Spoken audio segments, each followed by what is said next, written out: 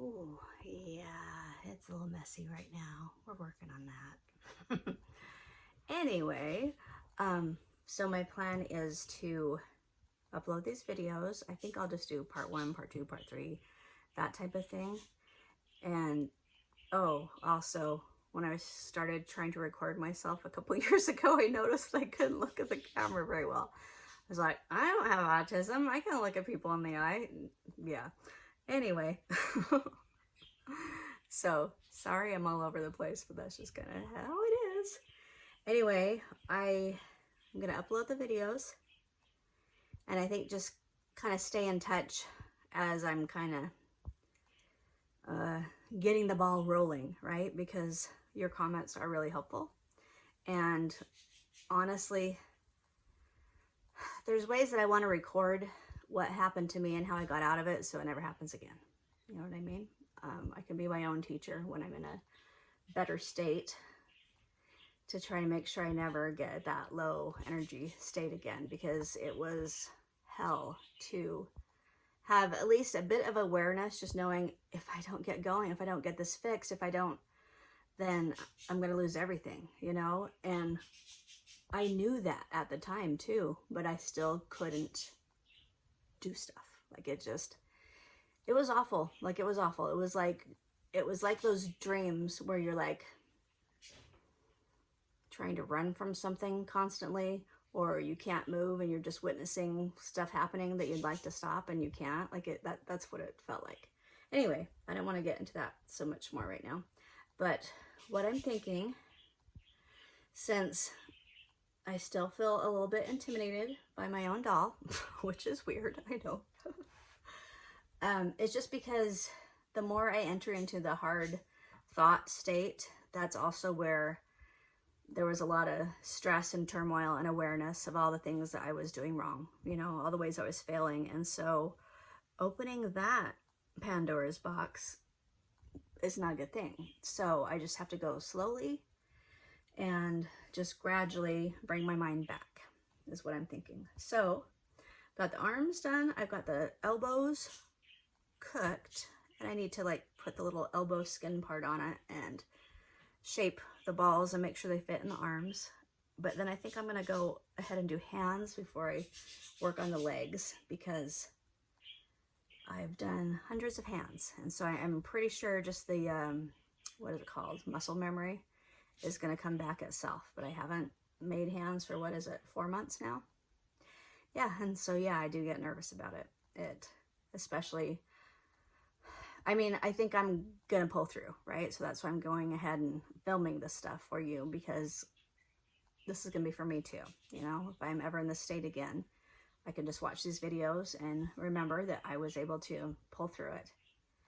And like so many of you suggested, have kindness for myself and patience for my own, what feels like a huge disability at this point, honestly.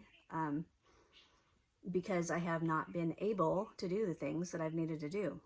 So anyway, let's see. So I'm going to work on hands before I do the legs, because I'm a little bit scared about the legs. It's going to look so freaking cool when it's done though. So freaking cool. I have to keep on remembering that. And also, this is the first doll. The first doll always is a little bit more wonky. Like that's just how it is. Once you've got that 3D doll there to use as your first doll, as you're making a second doll, it gets way, way better and way easier. So I encourage all of you to make more than one, please, and keep them by each other. It's the best way to do it. I know when I first started sculpting, I was trying to earn money so much too that I would sculpt a doll and sell it and sculpt a doll and sell it. And so I didn't have that doll near me to work on the second doll with. And as I was finally able to get those sculpting references in place, it made sculpting so much easier to have that 3D reference. Which reminds me, that's one of the projects I want to work on for you, is just having doll bodies that will be inexpensive enough that you won't, you know, have to pay several $100s for a fairy body. And then you can have that 3D experience too by just me creating one and then casting it in resin. Okay, so good things are coming. Thank you again for your support. If anybody knows that they would like a doll and wants to make an offer on it, please do. At this time, for this first week, I'm not using PayPal at the moment just because it's in the negative at the moment. And so I need to put funds first to getting everything flowing and moving and orders all shipped, all that type of thing first. And then we'll take care of the behind issues as well, right? So, yeah, so I got so sick that I ended up losing the business, the art dolls business. It wasn't necessarily a choice to let it go. I didn't have any other choice really, because I lost functionality. What can you do? You know, like I knew I wasn't doing a good job at it, and so that it was hard. It was very frustrating. This is the type of stuff where I say it feels like you're in a coma, because it's like you see how things are going to play out, but you still can't do anything about it. And I don't even know how to explain that, other than that finally, as I started learning about this weird thing called autistic burnout, it sounded like exactly what was happening to me. And it made me feel like at least I'm not a crazy person, you know? So I am dealing with the loss of about $70,000 to $80,000 that I'd put into the business.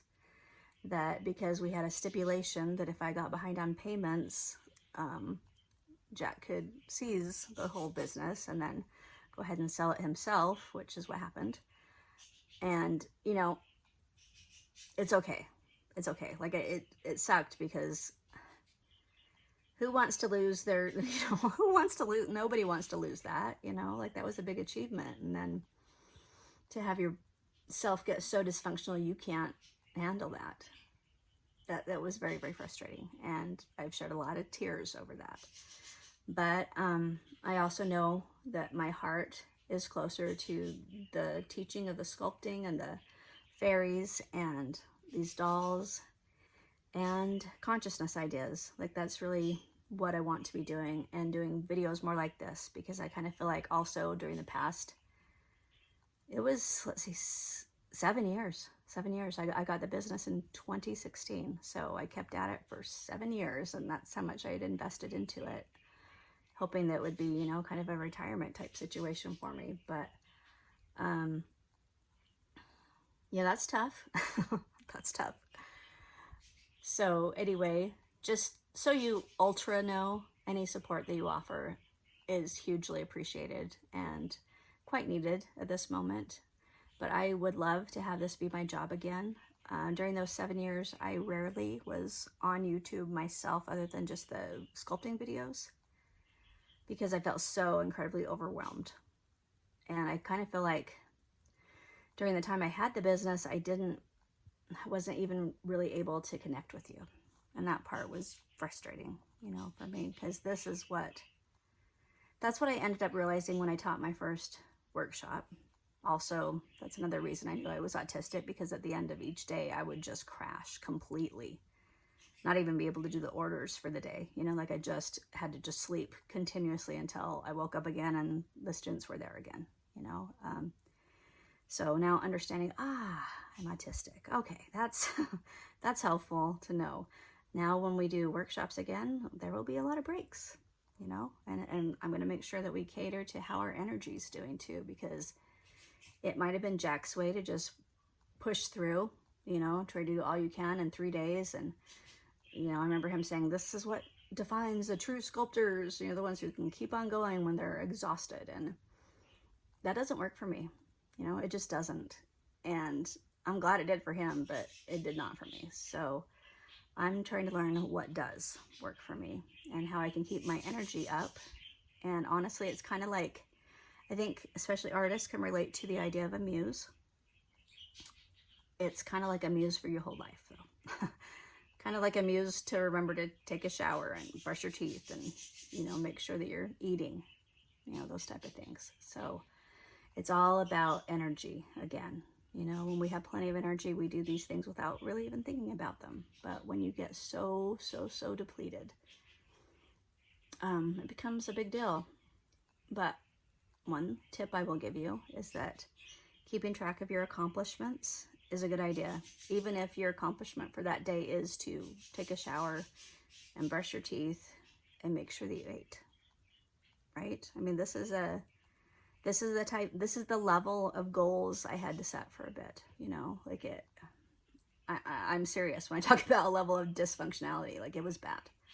So, but here's the thing, as you see yourself accomplishing, that starts to build energy in you, even if it's just a little bit, you know, so just wherever you're at, especially if you're at a dark place, just think of one thing you can do, right? And then reward yourself and truly be kind to yourself because you did it. Because I promise, the more you keep that pattern up, the more you're gonna be able to come back to just being functional and then hopefully well beyond. Because I do think there's a lot of good from these neurodivergent brains that we have. So anyway, much love. See you in the next video. Damn it.